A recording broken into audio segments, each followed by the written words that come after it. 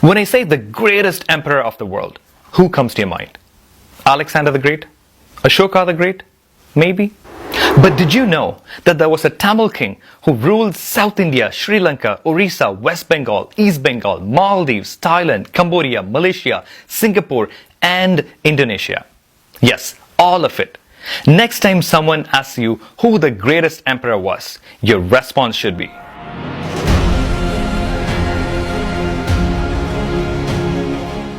Hello everyone, this is Ungal Anban Hemant. Today we are going to look at the most powerful emperor that India ever had. But before we get there, make sure you subscribe to this channel so that you don't miss out on these videos. Rajendra Chola was the most powerful Tamil king ever. Originally called Madurandakan, Rajendra was born to Rajaraja Chola and Tribhuvana Madevi. He also had a sister by the name Kundavai. In 1014 AD, 4 years after the construction of the Brihadishwara temple, Rajaraja Chola died. But 2 years prior to that, Rajendra Chola was made a co-regent and he started ruling the Chola Empire along with his father. And that was the beginning of the most powerful rule in the entire history of Chola dynasty. Within a few years of becoming the king, Rajendra Chola invaded Sri Lanka.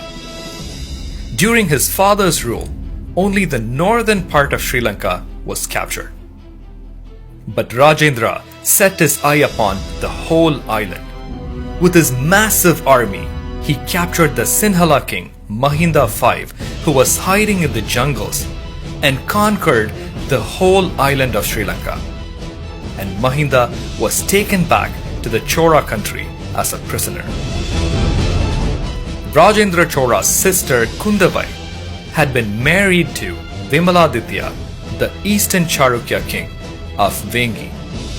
After the death of Vimaladitya, his son Rajaraja Narendra could not take the throne because of the interference of the western Charukya king Jayasimha II. Rajendra defeated Jayasimha and installed his nephew Rajaraja Narendra as the new king of Eastern Charukya dynasty. Later, it was Rajaraja Narendra who established his new capital, which is today's Rajamundry in Andhra Pradesh. In 1019 AD, Rajendra Chola set out on an expedition to the north.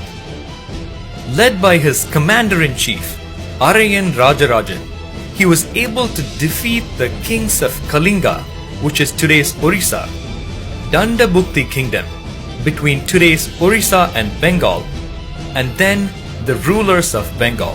Finally, after defeating the Pala ruler Mahipala I in a fierce battle, he took water from the Ganges back to the Chola country. After conquering the north, up to the banks of the Ganges, he was hailed as Gangai Konda Choran, or the Chola who conquered the Ganges. He also shifted the Chola capital from Tanjavur to a new city, Gangai Konda Cholapuram. This city served as the Chola capital for about 250 years since then. In his new capital, he built the massive Gangai Konda Choliswaram temple, which looks very similar to his father's Brihadishwara temple in Tanjavur. The most striking difference is that Rajendra's temple tower has a concave slope and it is a bit shorter in height. However, the reason behind creating almost a replica of the Tanjavur temple is still a mystery. Also, to commemorate his victory in the banks of the Ganges, Rajendra Chola created one of the largest man-made lakes in India called the Chola Gangam. He considered this lake to be a liquid pillar of victory that he erected after conquering the Ganges. The conquered rulers were made to bring pots of water from the Ganges to his capital, which was poured into the new lake to sanctify it. Today, this lake is called Ponneri. Though Rajendra Chola's Gangai Konda Cholapuram is said to have been a great city in the past with 2 thick fortifications and exquisite palaces. Unfortunately, only mounds remain today. Okay, he conquered the whole island of Sri Lanka and a huge portion of India. Now what? He turned his eyes towards the countries in Southeast Asia. Sri Vijaya was a powerful kingdom in Southeast Asia which included today's Indonesia, Malaysia, Singapore and Thailand. During Rajaraja Chora's period, there were cordial relations between the Sri Vijaya kingdom and the Chora kingdom.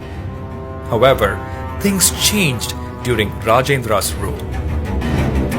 The Khmer Emperor Suryavarman I, who ruled today's Cambodia, sought the help of Rajendra Chora to conquer Tambralinga kingdom, which is today's southern Thailand. Learning about this, the Tambralinga kingdom requested help from the Sri Vijaya king, Sangrama Vijayatungavarman. This alliance eventually led to the Chora and Sri Vijaya empires coming into conflict. In 1025 AD, Rajendra led the Chora forces across the Indian Ocean and invaded Sri Vijaya.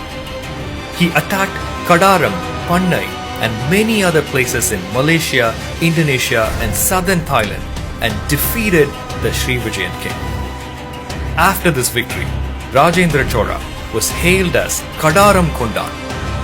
After capturing the strategic ports of trade in Southeast Asia and thus monopolizing trade between the Western world and China, the Chora Empire became the power of maritime trade in the Indian Ocean.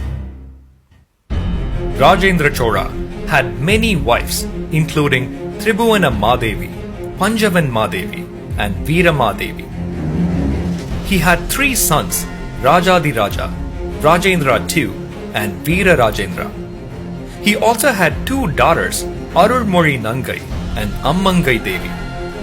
In 1044 AD, Rajendra Chola died and his queen Veeramadevi committed sati upon her husband's death. Yes, the most valiant king died, but his fame and glory never will. He will be remembered for the several centuries to come. Rajendra Chola, the most powerful Indian emperor of all time, would be remembered forever as the king of the seas, land and its people. Rajendra Chola.